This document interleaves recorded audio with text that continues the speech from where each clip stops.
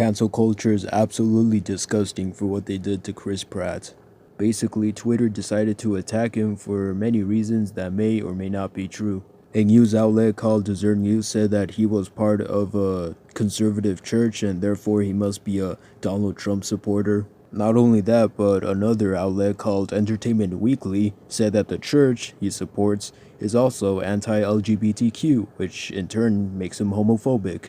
Now, we have to remember, this is Twitter we're talking about, and they have the big stupid, so don't expect logical facts or evidence to show up, because they're not.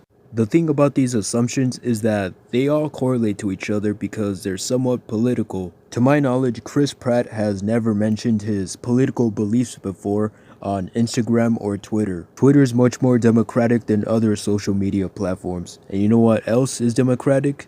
Hollywood. I honestly won't be surprised if Hollywood tries to cancel him because he believes the opposite of the majority. Luckily for Chris, the majority of the Avengers crew and even other actors and actresses do support him, including Terry Crews, who said that he was rather proud of Chris for having his own beliefs and opinions, even though he never confirmed them. However, I'm not sure if this was the safest thing to do because if you all didn't know, Terry Crews received backlash from Black Lives Matter a couple of months ago because he mentioned that it doesn't matter if you're black or white, we should all be united. So he might end up having more hate the last time, but if that does happen, then I'm not going to say I told you so because this should already be obvious. Anyways, for my opinion, I don't think Chris Pratt is a Trump supporter. Even if he is one, I don't really care. The sad thing about today's world is that people get easily offended for having opinions opposite of one another. In scenarios like this, you really only have two choices.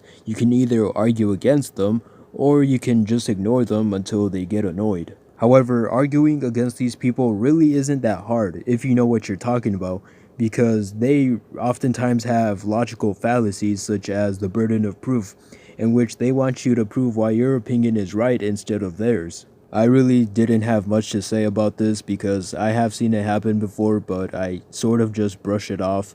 However, Chris Pratt is one of my favorite actors, and it just makes me sad that people actually treat him harshly for having a different opinion. In the end, Twitter's still the worst platform to be on, and this just proves that they still are. Anyways, have a good day.